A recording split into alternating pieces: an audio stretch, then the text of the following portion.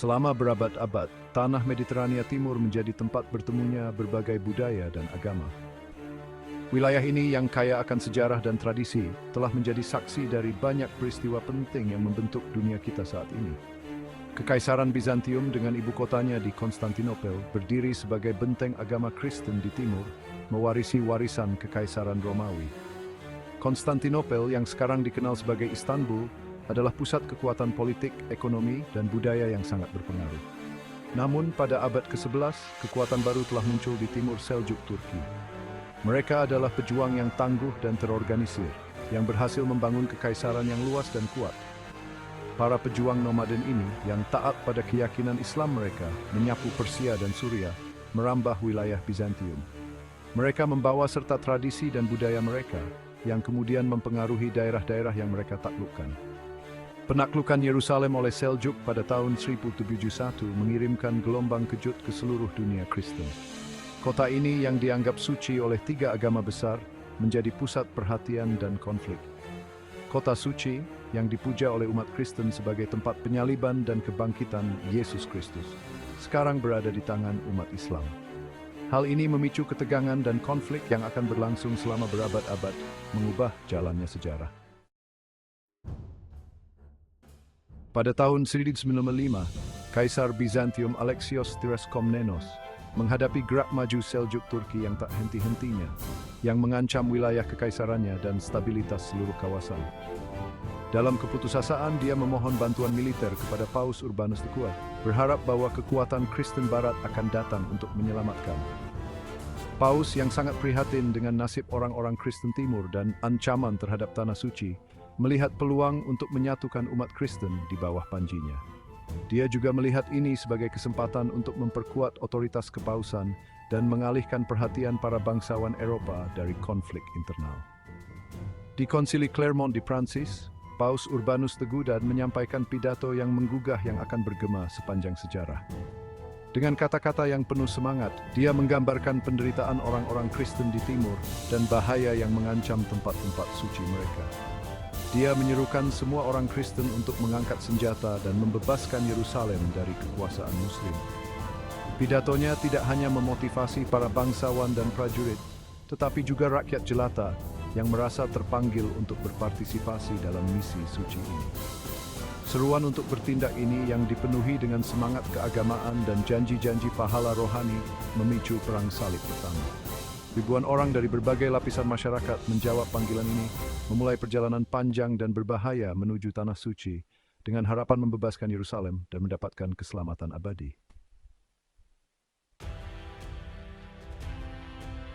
Dipicu oleh semangat keagamaan dan dahaga akan petualangan, puluhan ribu orang dari semua lapisan masyarakat mengindahkan seruan Paus. Mereka memulai perjalanan berbahaya ke timur, menghadapi kelaparan, penyakit, dan serangan di sepanjang jalan. Pada tahun 1099, setelah pengepungan yang melelahkan, tentara salib menerobos tembok Yerusalem. Penaklukan Yerusalem adalah momen yang menentukan dalam sejarah Perang Salib. Tentara salib yang diliputi semangat keagamaan melepaskan pembantaian terhadap penduduk kota, baik Muslim maupun Yahudi. Kemenangan tersebut memastikan cengkeraman mereka atas Yerusalem dan menyebabkan berdirinya Kerajaan Yerusalem, sebuah negara tentara salib yang akan bertahan selama hampir 1 abad. Perang Salib ditandai oleh perbuatan tokoh-tokoh yang terkenal dan terkenal kejam. Di pihak tentara salib, Richard Pearse dari Inggris, yang dikenal sebagai Richard si Hati Singa, menjadi tokoh legendaris karena kehebatan militer dan jiwa kesatriannya. Persaingannya dengan Saladin, Sultan Muslim Mesir dan Suriah, menentukan Perang Salib ketiga. Saladin, seorang ahli strategi militer yang terampil dan seorang pria yang dikenal karena jiwa kesatria dan belas kasihnya, muncul sebagai simbol perlawanan Muslim. Penaklukannya kembali atas Yerusalem pada tahun 1147 merupakan pukulan telak bagi negara-negara tentara salib dan memperkuat warisannya sebagai pahlawan di dunia Muslim. Gelombang berbalik runtuhnya dominasi tentara salib. Meskipun sukses di awal, Perang Salib pada akhirnya merupakan upaya yang mahal dan tidak berkelanjutan. Kemenangan awal mereka memberikan harapan besar, tetapi tantangan yang mereka hadapi semakin berat seiring berjalannya waktu. Perpecahan internal di antara faksi-faksi tentara salib ditambah dengan kebangkitan persatuan Muslim di bawah para pemimpin seperti Saladin, secara bertahap melemahkan cengkeraman mereka di Tanah Suci. Konflik internal ini seringkali lebih merusak daripada serangan musuh dari luar. Pertempuran Hattin pada tahun 1047, kekalahan telak bagi tentara salib, menandai titik balik dalam perang salib. Pertempuran ini tidak hanya menghancurkan kekuatan militer mereka, tetapi juga moral mereka. Kecemerlangan strategis Saladin dan rasa percaya diri tentara salib yang berlebihan menyebabkan kejatuhan mereka. Saladin menggunakan taktik cerdik dan pemahaman mendalam tentang medan perang untuk mengalahkan musuh-musuhnya. Hilangnya Yerusalem dan salib sejati, sebuah relik yang diyakini sebagai kayu penyaliban Kristus, mengirimkan gelombang kejut ke seluruh Eropa yang memicu seruan untuk perang salib baru. Kehilangan ini dianggap sebagai bencana besar dan memicu reaksi emosional yang kuat di kalangan umat Kristen di Eropa yang merasa terpanggil untuk merebut kembali kota suci tersebut. Warisan perang, dampak perang salib yang abadi. Perang salib yang berlangsung selama lebih dari 2 abad meninggalkan jejak yang tak terhapuskan dalam perjalanan sejarah. Sementara mereka gagal mencapai tujuan utama mereka untuk mempertahankan kendali Kristen atas Tanah Suci, dampak mereka meluas jauh melampaui medan perang. Perang salib mendorong perdagangan dan pertukaran budaya antara Timur dan Barat. Masuknya barang, ide, dan teknologi baru dari dunia Islam berdampak besar pada masyarakat Eropa. Perang salib juga memiliki sisi gelap, berkontribusi pada intoleransi dan kekerasan agama yang dampaknya masih terasa hingga saat ini. Di luar medan perang, pertukaran budaya dan transformasi. Terlepas dari pertumpahan darah dan konflik, perang salib secara tidak sengaja mendorong periode pertukaran budaya antara Eropa dan dunia Islam.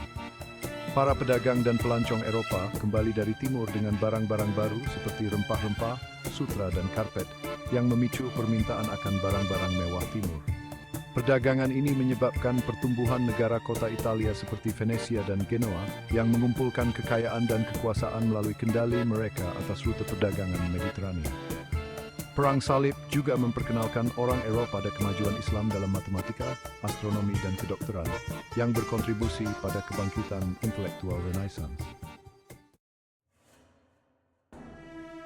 Perang salib melalui masa perspektif dan interpretasi yang bergeser.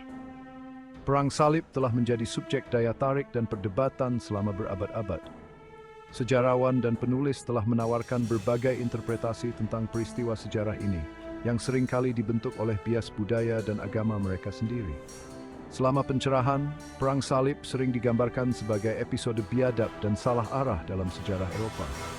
Belakangan ini, ada upaya yang berkembang untuk memahami perang salib dalam konteks sejarahnya, mengakui aspek negatif dan positifnya. Perang salib terus menjadi subjek penyelidikan ilmiah dengan penelitian baru yang menjelaskan kompleksitas dan nuansanya. Perang salib dan dunia modern gema masa lalu. Warisan perang salib terus bergema di abad ke-21. Ingatan sejarah tentang konflik ini yang seringkali terdistorsi dan dimanipulasi untuk tujuan politik terus memicu ketegangan antara Barat dan dunia Islam. Munculnya kelompok-kelompok ekstremis, baik di Barat maupun di Timur Tengah, telah menyebabkan kebangkitan kembali retorika yang mengeksploitasi perang salib untuk propaganda. Memahami konteks sejarah dan kompleksitas perang salib sangat penting untuk memerangi bentuk-bentuk intoleransi dan kekerasan kontemporer. Memahami perang salib, keharusan abadi.